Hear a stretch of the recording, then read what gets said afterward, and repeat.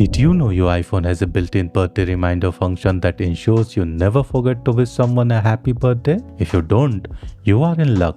In this guide, I'll show you how to get birthday reminders on your iPhone. To get birthday alerts on your iPhone, you first have to add the birthday of the person in your contact list. To do this, launch the Contacts app on your iPhone and open a contact.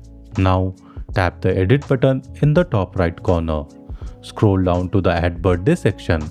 Add the birthday and tap the Done button to save changes. Now, open the Calendar app and tap the Calendars button at the bottom. Tap to enable the birthday calendar in your calendar view. You will notice that birthdays are now visible in Apple Calendar for all the contacts with an assigned birthday. Now, there's one more step needed so you get notified when someone's birthday draws near.